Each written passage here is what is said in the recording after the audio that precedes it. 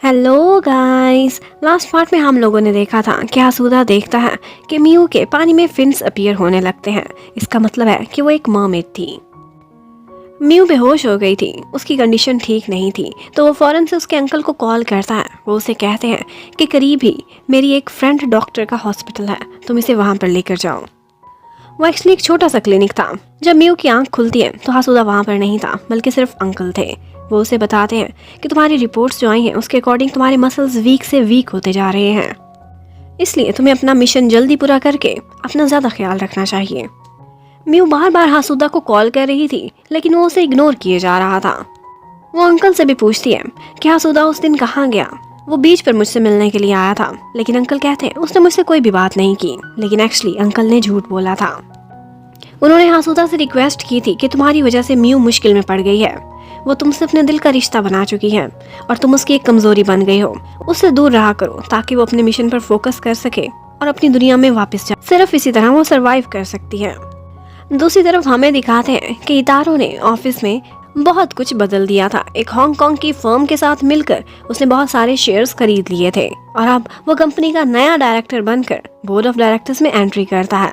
उधर अंकल पर भी आजकल बहुत प्रेशर पड़ रहा था, क्योंकि उनके बॉस लोग उनसे पूछते थे मियू से रिलेटेड प्रूफ दो कि एक्चुअली वो कौन है और कहाँ से पढ़कर आई है। इतनी अच्छी रिसर्च वो कैसे कर सकती है। अंकल मियू को कहते हैं कि तुम सिर्फ अपने काम पर फोकस करो, ये सारा कुछ मैं खुद ही हैंडल करूंगा। आज हसूदा अंकल से मिलने के लिए जाता है और उनसे कहता है कि ये वाली रिंग मियू को सी में मिली थी, लेकिन मैं चाहता हूँ कि ये रिंग वो मेरी निशानी के तौर पर अपने पास रख ले। लेकिन अंकल उसे इनकार कर देते हैं और कहते हैं मियू को डिस्ट्रैक्ट करोगे तुम उससे दूर रहो।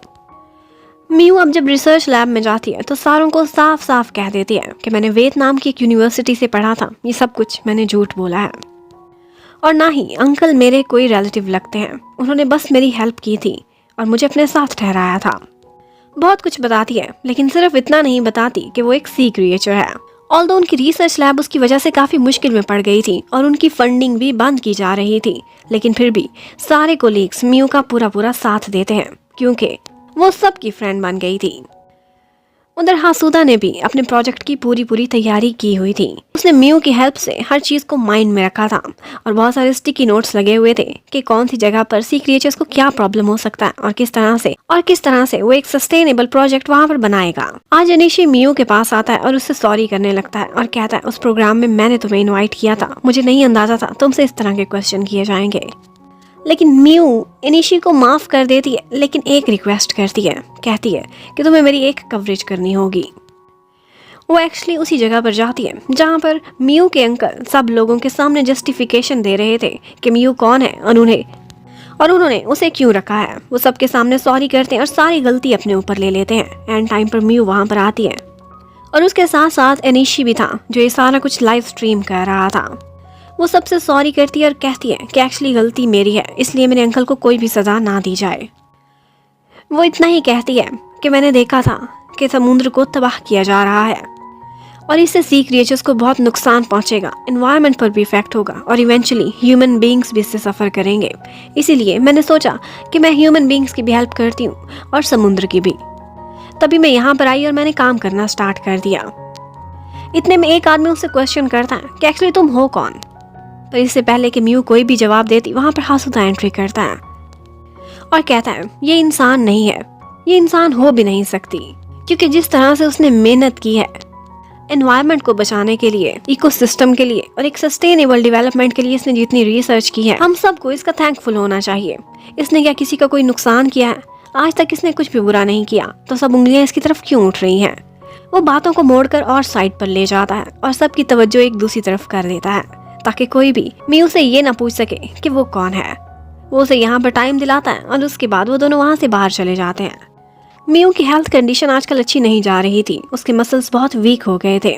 यहाँ पर हसूदा उसे उठाता है और अपने साथ बेंच पर बिठा लेता है। मियू उसका थैंक्स करती है कि आज तुमने मुझे बचाया, लेकिन हसूदा का कहना था कि तुमने भी तो बहुत दफ़ा मेरी जान बचाई है। उधर इतारो अपनी गर्लफ्रेंड आइका से पूछता है कि तुम्हें बर्थडे के लिए क्या गिफ्ट चाहिए, क्या कोई घर चाहिए या फिर एक फेरी। लेकिन वो कहती है मुझे सिर्फ इतना ही गिफ्ट चाहिए कि मेरी रिसर्च लैब बच जाए, इससे बढ़कर मेरे लिए कुछ भी नहीं है। उधर आज घर में दिखाते हैं कि हसूदा और कंतारो दोनों बैठकर आपस में बातें करते हैं। वो दोनों कंपनी के सक्सेसर बनना चाहते थे, लेकिन इतारो ने सारी गेम ही पलट दी थी। आज वो दोनों मिलकर ड्रिंक करते हैं और दिल की हर बात एक दूसरे से शेयर करते हैं। कोंतारो कहता है कि एक्चुअली मैंने तुम्हें माफ़ तो कब का कर दिया है, मेरे दिल में वो बात नहीं है, क्योंकि मैं समझ चुका हूँ तब तुम एक बच्चे थे और हमारी मम्मी की जान तुम्हारी वजह से नहीं गई। अब मैं तुमसे नफरत इसलिए करता था क्योंकि शायद मैं तुमसे जेलस था। मैं तुम्हारी तरह का कैपेबल नहीं हूँ, तुम्हारी तरह का लीडर भी नहीं हूँ। और हासुदा का भी कहना था कि एक्चुअली मैं खुद ही अब तक खुद को माफ़ नहीं कर पाया था। और इसके साथ ही दिखाते हैं कि तीनों भाइयों की आपस में ठीक ठाक सुलह हो जाती है।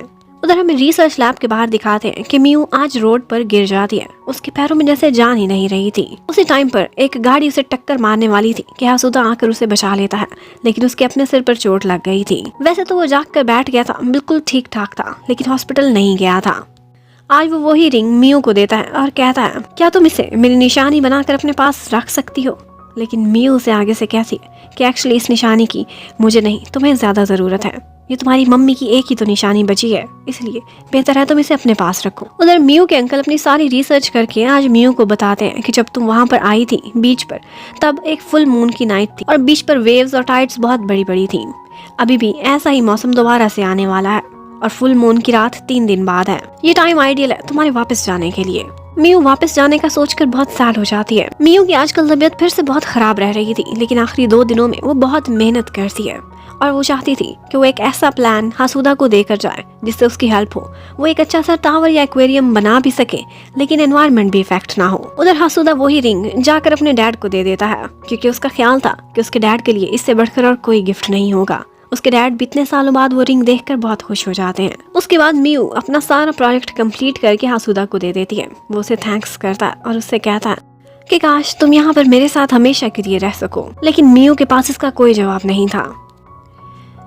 मियू को 1 साल कंप्लीट होने वाला था, उसकी इंटर्नशिप खत्म होनी थी। अब सारे लोग उसे सी ऑफ करने के लिए तैयारी करते हैं, उसे फेयरवेल देने की। यहाँ पर वो लोग अपनी रिसर्च लैब को डेकोरेट करते हैं और उसके बाद रात को वो कुछ ऐसा सीन क्रिएट करते हैं कि जैसे लग रहा था कि हासुदा और मियू दोनों पानी में खड़े हुए हों। वो लोग मजाक ही मजाक में उनसे कहते हैं कि इतना रोमांटिक सीन है, क्यों ना तुम दोनों वाउज ही ले लो कि हमेशा हर खुशी और गम में एक दूसरे का साथ दोगे। मियू तो हैरान खड़ी थी, लेकिन हासुदा फौरन से वो वाउज ले लेता है। ये वाउज बिल्कुल वैसी ही थी जैसे वेडिंग के टाइम पर एक कपल एक दूसरे से लेता है। अब उसके बाद मियू सी ऑफ करने के लिए हासुदा को बाहर तक छोड़ने जाती है और फिर उसे बताती है कि मैं परसों वापस जा रही हूँ अपनी दुनिया में वापस। हासुदा जैसे ही ये सुनता है तो वो बेहोश हो जाता है बिना कुछ बोले ही। जब उसे हॉस्पिटल ले जाते हैं तो पता चलता है कि कुछ दिनों पहले उसके सर पर एक चोट लगी थी, जिसकी वजह से इंटरनल ब्लीडिंग हो गई थी और अब वो कोमा में है। वो लोग उसकी सर्जरी तो कर देते हैं, लेकिन वो कोमा से बाहर नहीं आया था। मियू उसके साथ बैठी होती है, उसका ख्याल रखती है, उसे एक किस करती है और उसके बाद एक लेटर उसके पास छोड़कर वहाँ से चली जाती है। होश में आता है तो उसके पास सिर्फ एक वही लेटर था। वो बहुत तड़पता है और उसी टाइम पर मियू के पीछे पीछे जाता है। उसे अंकल के थ्रू पता चल गया था कि वो अपनी दुनिया में वापस जा रही है। वो जैसे ही बीच पर पहुंचता है तो मियू वहीं पर ही खड़ी हुई होती है। वो जाते ही उसे हक कर लेता है और वो बिल्कुल नॉर्मली बिहेव कर रहा था कि जैसे वो बिल्कुल भी सैड नहीं हो। और वो अपने पुराने टाइम को याद करते हैं। उनकी पहली मुलाकात पर हासुदा ने उसे सी टर्टल वुमन बोला था। ये याद करके वो दोनों बहुत हंसते हैं और उसके बाद हासुदा उसे एक किस करता है और फिर सिर्फ आंसू ही आंसू रह गए थे। वो दोनों बहुत रोते हैं, एक दूसरे को गुड बाय कहते हैं और उसके बाद हासुदा वहाँ से चला जाता है।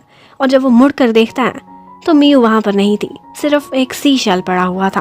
उधर इतारो के पास अब इतना पैसा आ गया था कि वो अपनी गर्लफ्रेंड की रिसर्च लैब को फंडिंग दे सकता था और यही वो उसे बर्थडे गिफ्ट भी देता है। आयका की रिसर्च लैब अब बच चुकी थी। फिर इसी तरह से दिन गुजरते रहते हैं। हासुदा रोज रोज बीच पर जाया करता था। वो वहाँ पर रोजाना एक सी शेल को ढूंढता था और वो उसे मिल भी जाता था, लेकिन उसका बिजनेस में मन नहीं लगता था। वो अपना ज्यादातर समय बीच पर ही गुजारता था। उसने वहाँ पर एक रेस्टोरेंट बनाया हुआ था और वो डाइविंग भी बहुत शौक से करता था। एक दिन वो शाम के समय अपना रेस्टोरेंट वाइंड अप कर रहा होता है कि कोई पीछे से उसे आवाज देता है। ये वही आवाज थी जो वो 3 सालों से सुनना चाहता था। वो मुड़कर देखता है तो मियू आ गई थी। वो उसे मिलती है, उसे हक करती है और कहती है कि मैं हमेशा के लिए तुम्हारे पास वापस आ गई हूँ। और फिर इसी के साथ ही इस स्टोरी की एक हैप्पी एंडिंग हो जाती है। Thank you for watching, bye bye.